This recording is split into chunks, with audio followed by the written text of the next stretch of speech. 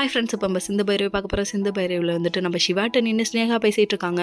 பக்கம் பக்கமாக பேசுகிறாங்க. உனக்கு ஏற்றவளா இவலாம், எத்தனையோ பேர் உன் காது படவே பேசிகிட்டு இருக்காங்கன்னு இந்த பொண்ணு பக்கம் பக்கமாக மூச்சு விடாமல் 300 தடவை பேசுது. நீ எவ்வளோ தான் பேசினாலும் என்னோட ரியாக்ஷன் எப்படி இருக்கும் தெரியுமா? நோ மோர் எமோஷன் அந்த மாதிரி ஆயிடுச்சு. வெள்ளை பெயிண்ட் அடித்த வெள்ளை பேய் மாதிரி இப்படி நின்றுட்டு இருக்கேம்மா, அந்தாண்ட போமான்னு சொல்லிட்டாங்க. அதுக்கப்புறம் நீ எவ்வளோ பட்டாலும் திறந்த மாட்டல, இதுக்கப்புறம் அனுபவிக்க போறேன்னு சொல்லிட்டு இவங்க கிளம்ப சிவாவை ஒரு பக்கம், இன்னொரு பக்கம் நம்ம ஸ்னேகாவோட அப்பா சொல்கிறாங்க, இப்போ சொல்லு இப்போ இந்த நிமிஷம் நீ ஊன்னு சொன்னா நான் எல்லா சொத்தையும் உன் பேருக்கு எழுதி வைக்கிறேன். இதுக்கு முன்னாடி நீ எங்கே இருந்தேன்னு பாட்ஷா பாய் ரேஞ்சுக்கு பில்டப் பண்ணாதாரா, பல்லு போன கிளவா அப்படிங்கிற மாதிரி ஆயிடுச்சு இவங்களோட ரியாக்ஷனு.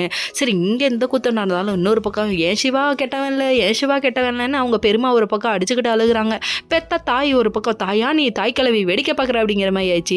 ஆளுக்கு ஒவ்வொன்று சொல்ல ஆரம்பிச்சிட்டாங்க. நம்ம சிந்துவோட அப்பா ஒரு பக்கம், ஏன் மாப்பிள்ளை என்ன நடந்தாலும் பரவாயில்ல, என் சொத்தையை வித்தாவது நான் எப்படியாவது வெளியே கொண்டு வரேன்றாங்க. இப்படி ஆளுக்கு பேசிட்டு இருந்தா என்ன அர்த்தம்? அடிச்சு காமிக்க வேண்டாமா யார் பெரிய ஆளுன்னு, கிளப்புங்கள் அப்படிங்கிற மாதிரி ஆயிடுச்சு.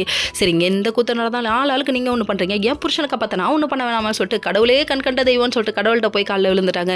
விழுந்ததுக்கப்புறமா நீ என்ன வேணா தண்டின்னு சொல்லிட்டு கடைசியில் கையில் பூச்சட்டியை எடுத்துட்டாங்க. பூச்சட்டினா பூ இல்லைங்க, அது பக்கி தீச்சிட்டிங்க, அதுக்குள்ளே நெருப்பு எரியுது, கீழே போடு வைக்கி கீழே வையினா கேட்குதா, எனக்கு கண்கண்ட தெய்வமே என் புருஷன் சொல்லிட்டு நிற்கிதுங்க.